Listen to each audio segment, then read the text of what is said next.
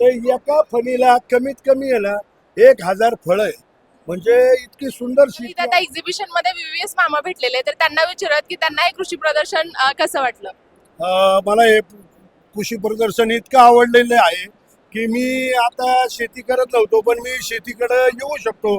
का तर इतका आनंद झाला की एवढं महाराष्ट्रातलं एकमेव कृषी प्रदर्शन इथं मुळशीला भरवलंय. आणि मी सुपरसिद्ध स्टार व्हीव्हीएस मामा याच्यासाठीच फेमस आहे की लोकांची सेवा करणे आणि लोकांना समजून सांगणं फार महत्वाचं आहे. कारण का इतकी लांबून लांबून लोक आल्यात प्रमाणाच्या बाहेर, आणि मला इतका आनंद झालाय.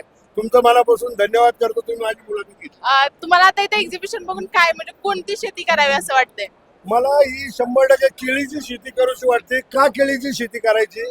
तर एका फणीला कमीत कमी आहे ना 1000 फळ आहे. म्हणजे इतकी सुंदर शेती आणि इतकं सुंदर प्रदर्शन मी अजूनपर्यंत बघितलं नाही. आता पहिल्यांदाच पाहिले आणि इतका आनंद झालाय ना, मी माझ्या बायकोला सुद्धा सांगू शकतो की नोकरी नको, आपली शेतीच बरी, आणि ते बी केळाची शेती. चालेल, धन्यवाद मामा.